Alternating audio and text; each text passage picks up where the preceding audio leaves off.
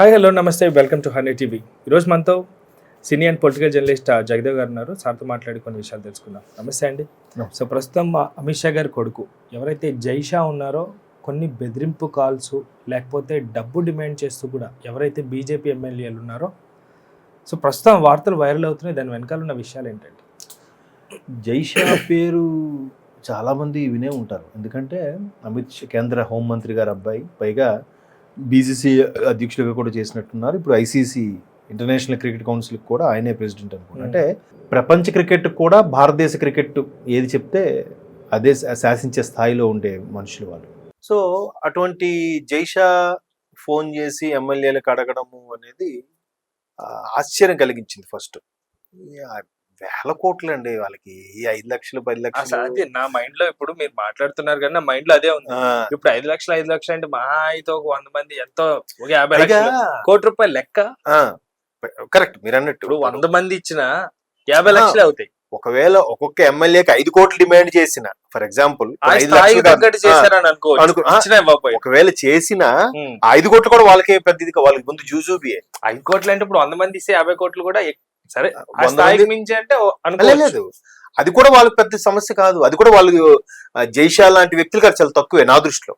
అంతే. ఎందుకంటే వాళ్ళు ఎన్ని కోట్లకు ఇది కదా చూసుంటారు. పైగా బీజేపీ వాళ్ళు నేను బాగా గమనించింది ఏంటంటే ఇట్లా చిల్లర వ్యాపారాలు, పత్తిత్వ వ్యాపారాలు ఎప్పుడు ఉండవు, దొరకరు ఎక్కడ. మేబీ ఉన్నాయేమో, మనకి ఆన్ స్క్రీన్ రావట్లేదేమో తెలియదు కానీ అట్లా చెప్పారు దొరకరు కాబట్టి బయటకు మేబీ అంటే రావట్లేదు, రావు కూడా. అంటే చాలా కొన్ని ప్లాన్డ్ గా ఉంటాయండి. కొన్ని మరి ఈ కాంగ్రెస్ వాళ్ళు ఎన్ని ఉండేవి గత ప్రభుత్వంలో 2G స్కామ్ ఏవో అని చాలా జరిగాయి కదా. అప్పట్లో పెద్ద రభస అయ్యేది. ఇది 2004 నుంచి 14 మధ్యలో. ఇది కేంద్ర ప్రభుత్వం మాట. ఇప్పుడు ప్రస్తుత రాష్ట్ర కాంగ్రెస్ గురించి మాట్లాడలేదు.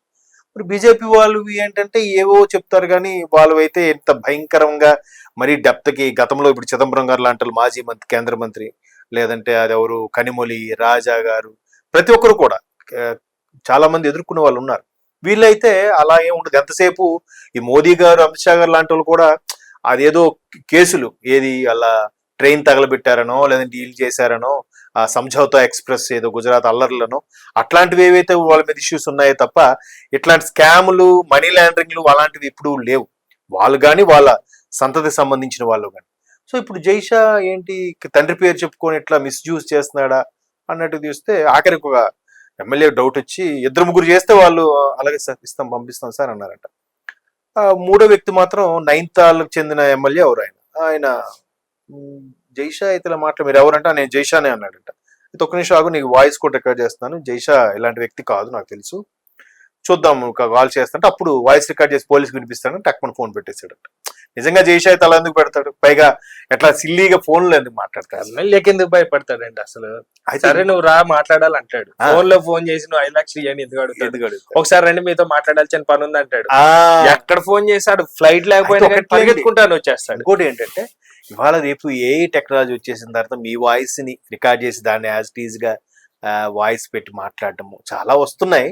కాకపోతే ఆ చేసిన సిల్లి ఎవడు, ఆ అబ్బాయి కూడా ఏదో కుర్రోడే దొరికిపోయాడు. వాడు అబ్బాయి ఎక్కడి నుంచి కాల్ వచ్చింది అని నెంబర్ ట్రేస్ చేసేస్తారు కదా. ఇవాళ రేపు టెక్నాలజీ శతకోటి దరిద్రాలకి అనంత కోటి ఉపాయాలు అన్నట్టుగా ప్రతిదీ ట్రేస్ చేసి చెప్పేస్తున్నారు. కాబట్టి వాడు ఏదో చేసేదేదో మీరు అన్నట్టు ఒక 5 కోట్లు అడిగినా ఆ స్థాయికి ఒక అందం ఉండేదేమో, నమ్మేవాళ్ళేమో. నేను అనేది ఏంటంటే ఫోన్ చేసి ఎవరు సంథింగ్ సో అండ్ సో, నేను జైషా మాట్లాడతాను ఆఫీస్కి రండి అంటే ఆ ఒక్క మాట చాలు, ప్రూఫ్ దొరకదు. ఆ మాట అంటుందా జైషా పిలిచాడంటే ఫ్లైట్ లేకపోయినా గాల్లో ఎగురుకుంటూ వచ్చేస్తాడు. ఇప్పుడు ఇవి చిన్న ఇలాంటి స్కామ్లు చాలా జరుగుతున్నాయి ఈ మధ్యకాలంలో. ఇప్పుడు సేమ్ మీరున్నారు, మీ ఫ్రెండ్ ఎవడు ఉన్నాడు, మీ ఫ్రెండ్ ని ఫోటోని ఫేస్బుక్ లో ఎక్కడో క్యాప్చర్ చేసి ఆ నెంబర్ పెట్టుకొని, అరే నెంబర్ పనిచేయట్లేదు, నా నెంబరే తీసుకున్నా, నాకు అర్జెంటుగా ఒక 10,000 5,000 కొట్టానంటండి. మీరు వీడు నా మావాడే మా ఫ్రెండ్ అని చెప్పి ఆ కొత్త నెంబర్ ఏమో అనుకొని ఆ ప్రొఫైల్ పిక్ చూసి మీరు కొట్టేస్తారు. సార్ వాళ్ళు అలాంటి మాట చెప్పండి, పొద్దున్నే నేను కొట్టాను అలాంటి. అదే అంటున్నాను.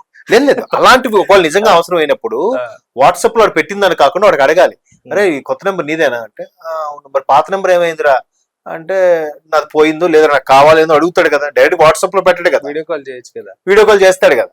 సో అట్లాగా కన్ఫర్మ్ చేసుకునే కొట్టండి. ఈ మధ్యకాలంలో చాలా జరిగాయి అలాంటివి. సైబర్ క్రైమ్స్ భయంకరంగా ఉంటున్నాయి, మీరు నమ్మరు. నిన్న కూడా ముఖ్యమంత్రి రేవంత్ రెడ్డి గారు సదస్సులో కూడా చెప్పారు కదా, సైబర్ క్రైమ్స్ ని ఎదుర్కొనే శక్తి సత్తా మనలో ఉంది. ఖచ్చితంగా దాన్ని బీట్అవుట్ చేయడానికి ఎంత ఖర్చు అయినా పెడదాం.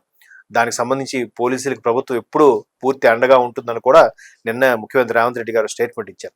సో నేను అనేది ఏంటంటే జైషానా లేకపోతే అమిత్ షా గారా, లేకపోతే నేను మోడీని మోడీ బాత్ కరాం, నాకు ఒక 5 కోట్లు పంపించేస్తారా? మోదీ లాంటి వ్యక్తికి 5 కోట్లు ఎందుకు అవసరం వచ్చాయి అని ఒకసారి ఆలోచించాలి.